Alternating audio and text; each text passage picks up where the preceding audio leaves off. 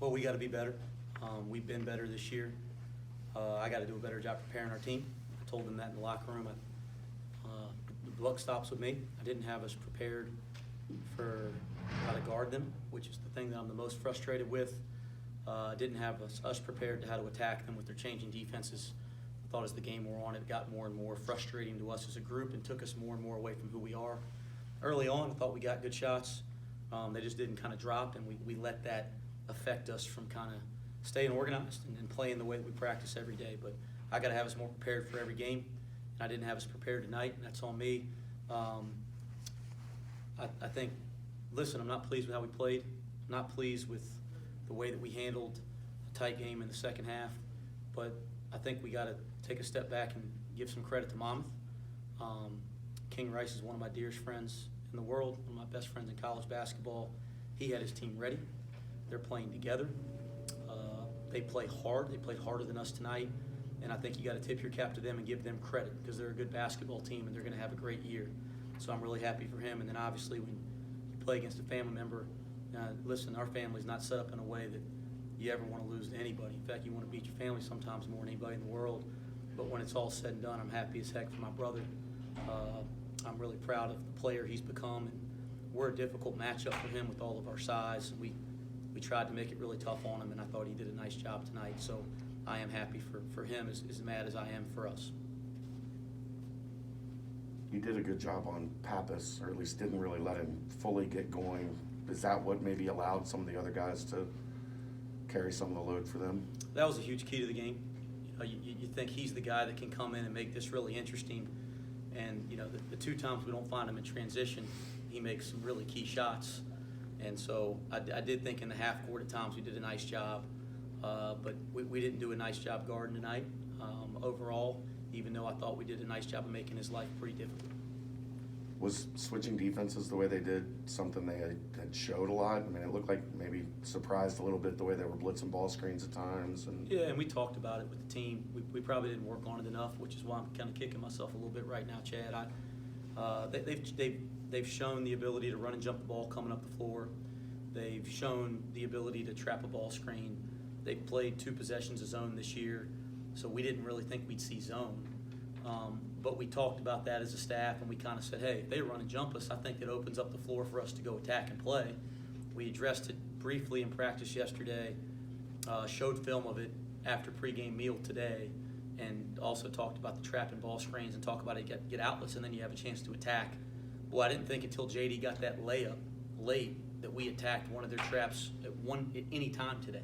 In fact, I thought it made us stagnant. I thought it got us on our heels. It took us out of the things that we practice every day. So, again, give them credit for a great game plan, and their coach had their team more ready than I had my team. With a new group, how much is this just part of the learning process? Everybody learning each other and figuring what works and what doesn't? Well, I certainly that's how you're going to approach anything that happens. You have some success, you better learn and grow from it. You have some failure, you better learn and grow from it. Every time something happens during a basketball season, it's an opportunity, and that's how we will approach it. There's no question about it. But I hope we don't have to approach it with nights like this too often. As far as Shavar Reynolds, was there anything particular besides the fact he was just making shots that they were doing for him to kind of frustrate your guys' defense? Man, I thought we did a nice job getting him in foul trouble. And I thought when he picked up his 4th, that was going to be really good for our team. He's a great player. He's played a lot of big minutes in the Big East at Seton Hall. Had success there. So I thought there were 4 guys that were a big key to the game tonight to defend. And then you couldn't let the other guys make hustle and effort plays to beat you because you know those other guys are going to play hard. And like you said, for the most part, with the exception of 2 possessions in transition, I thought we did a pretty dang good job on Pappas, who's a good player. Those other 3 guys, just had nights. They had nights, and some of that you got to tip their cap to them. They're good players, and some of it, we got to do a better job. That's for dang sure. Wes, my name is Pat Brennan. I'm from the Inquirer, pinch hitting for Keith Jenkins today. You guys started the season off so well. First loss is always going to be a painful thing, particularly after the great start you guys had. Do you sense that the players and yourself turned the page from Tuesday in Arkansas the way you needed to? Did any of that bleed into tonight? Yeah, I don't know. I've never thought about it, trying to dig in and find philosophical answers to things. I always just think about it that we got to show up and get better every day. We got to prepare every day, and we got to strap it up and play every day. We didn't do those things to prepare for this game, and we didn't do those things tonight. You know, trying to figure out what's going on in the brains of 18 to 23-year-olds. I don't think I could do this every day if I tried to figure that out every second. So I love our kids. I think they're bought in. I think they want to be good, and I didn't do a good enough job getting them prepared to win this one. Odie really started to take over late in the second half as he went 4 for 4 from the field in the first half with 8 points. Talk about what it was like for a guy like him to change that momentum late in the half. Yeah, Odie's been phenomenal. We thought he had a lot of energy tonight. You know, we got to figure out more ways to play our front court. We're trying to figure out how to get JD some minutes at the 3. It's going to take a little bit of time.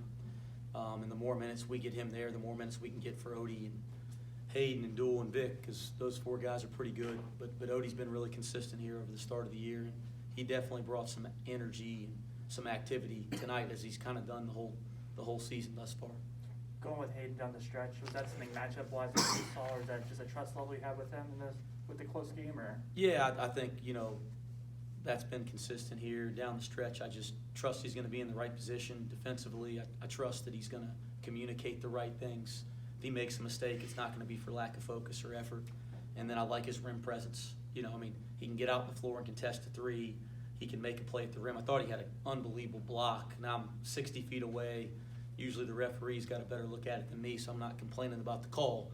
But, like, he's in for reasons like that. You know, he can cover ground. He's also highly intelligent. And, you know, he made a couple plays. You know, I know he'd like to have those free throws back, but I've never met a kid that wanted to miss a layup, a free throw, or an open shot. And that's not what I worry about. I don't worry about that stuff. I've won games before when you shoot 18, 19% from the field, but you rebound, you tail off, you defend people, you stay together, you don't turn the ball over, and you can still win on the nights the ball doesn't go in. And so that's what I'm frustrated tonight, not with any missed free throws or any missed layups or anything of that nature. We got time for one more question. What was the design on the final play? Was that designed to get a lob at the rim? It was a poor design is what it was. We don't have anything in for .1. You know, it was a little bit chaotic. I'm pissed at myself about it. You know, we just got to spend more time, and I told the kids that in the locker room. Like, got to stop worrying about how much time we're on the floor, legs. Like, we got to have the stuff in to execute in close games down the stretch. And quite frankly, we don't have enough of that stuff in, so you're trying to just diagram some crap on the fly. And, I mean, I actually thought Hayden made a nice little spin. We had a little separation. We got to throw the ball a little closer to the rim at .1 because you can't catch it. But we hadn't practiced it one time. Again, that's on the coach, and that's on me. It was 1.0. Huh? It was 1.0. Yeah, there you go. All right, thanks, Coach. Yeah, okay, thanks.